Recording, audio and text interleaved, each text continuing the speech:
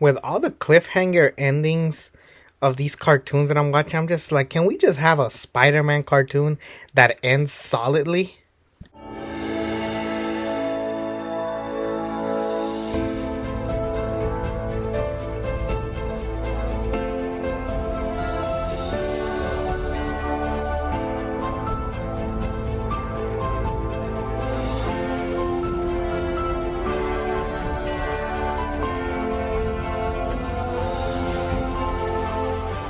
Spider-Man Unlimited was the one series in the Spider-Man universe that kind of had the rough start because it had to follow this series, the 1994 Spider-Man, which is to this day a hit classic.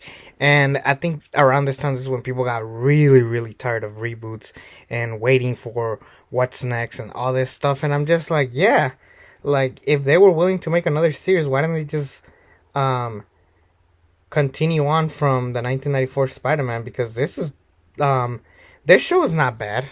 It's okay, but it definitely takes place in another alternate timeline where it kind of takes a futuristic type of Spider-Man. And if they were gonna do a futuristic Spider-Man, why didn't they just do a series on Spider-Man 2099? That would have been the perfect time to finally do a series on that because Miguel O'Hara is a character that I still don't know much about. I will probably know more about him when I review this video game, but I would have loved to see his story be watched in this TV series, but I get it. They didn't want to take risks, so they just continued on with Peter Parker's Spider-Man. The big thing that came out of this that I found out that the voice of Spider-Man is Reno Romano, who voices the narrator in the Curious George series, which is a series that I grew up watching as a kid. So that was a very cool thing to find out, and I was very happy to know that that's what he was doing.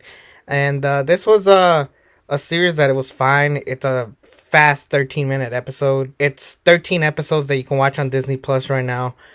And honestly, they're okay. The way it started, it actually starts with your average typical Spider-Man look, but then it works its way into nanotech.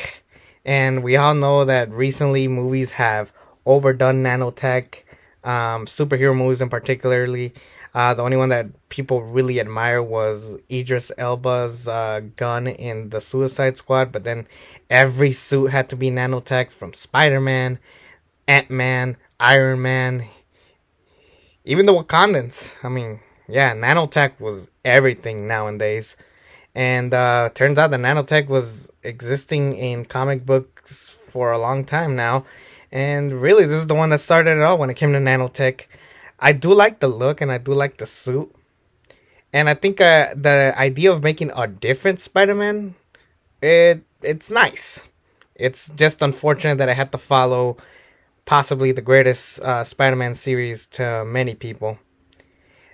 Also, because they changed the Spider-Man look, they changed a lot of the iconic characters. Like, literally, the show starts with a show called Worlds Apart, and they basically give you Venom and Carnage from the start. And I hate the look.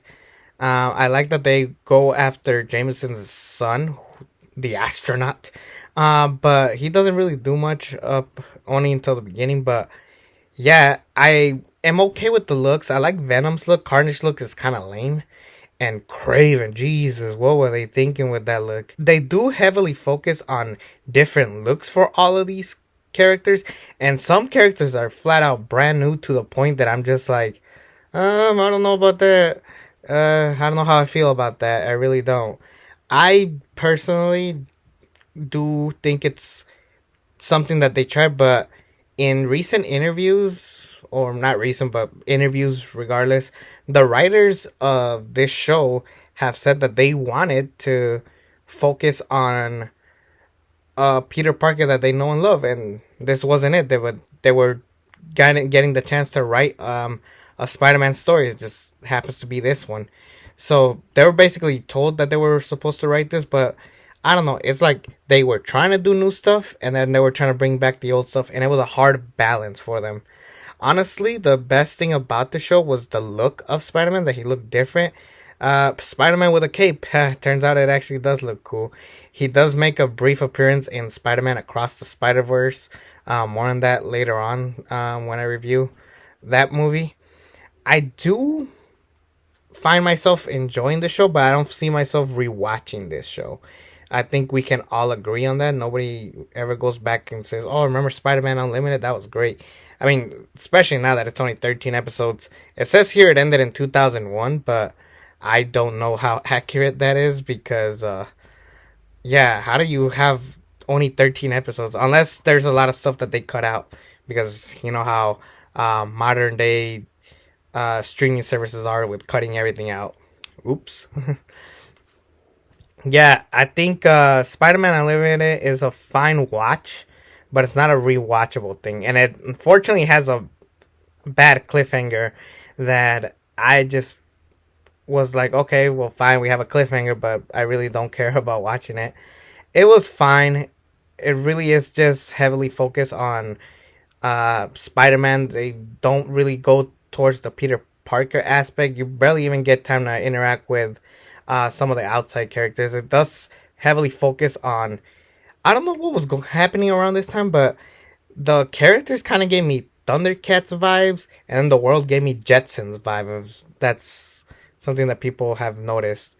I'll give the show a C. It's a fine watch, but it's not one of the shows that I'll go back and rewatch. Yeah, it was all right. It yeah, I don't really think much of it. I think another series of movies did a better job in expanding Spider-Man into an alternate timeline, and that is why my next review will be Spider-Man Into the Spider-Verse. Yes, we are going head on with the Spider-Verse saga. I cannot wait to talk about that movie. It's one of my favorite animations ever, so stay tuned for that one.